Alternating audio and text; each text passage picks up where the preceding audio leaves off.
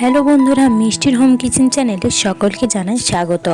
যারা চ্যানেলটা নতুন দেখছো চ্যানেলটাকে এখনই সাবস্ক্রাইব করে নিও, আর ভিডিওটা যদি আমার ভালো লাগে একটা লাইক করো। তো আজ আমি বানাবো ফুলকপি দিয়ে পনির পোস্ত।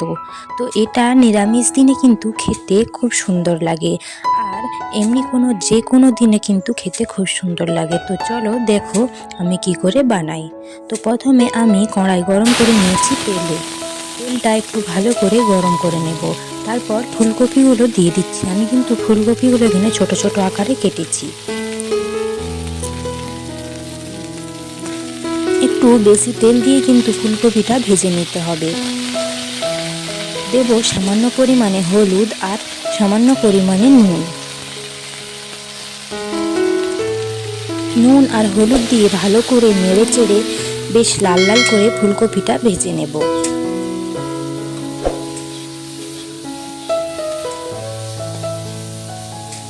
ফুলকপিটা বেশ লাল লাল করেই ভাজা হয়ে গেছে। তো এবার আমি নামিয়ে নেব। ওই কড়াই ধুয়ে পরিষ্কার করে গরম করে তেল দিয়ে দিচ্ছি। তেলও গরম করে নিয়েছি। এবার আমি আগে থেকে কিউব আকারে ছোট ছোট পনির কেটে রেখেছিলাম। তো পনিরটাকে একটু ভেজে নেব।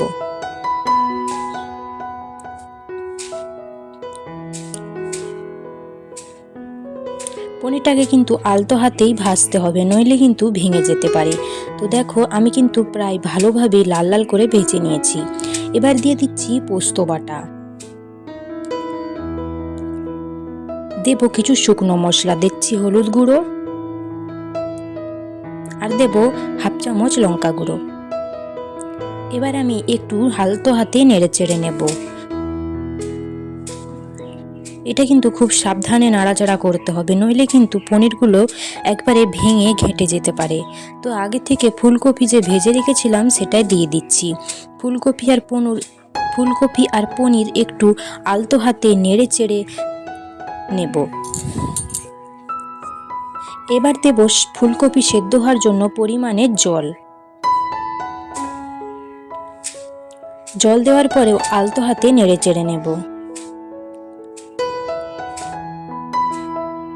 হালকাভাবে নেড়ে চেড়ে নিয়েছি। এবার ফুলকপিগুলো সেদ্ধ হওয়ার জন্য অপেক্ষা করব। বেশ ভালোভাবে ফুটে উঠেছে।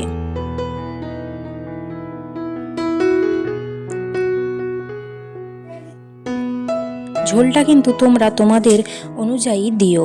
এখানে আমি কিন্তু এই তরকারিটা একটু শুকনো শুকনো করব, তাই জন্য একটু জলটা মেরে নিয়েছি। এবার দিচ্ছি ওপর থেকে কিছুটা গোটা পোস্ত আর দিচ্ছি কিছুটা তেল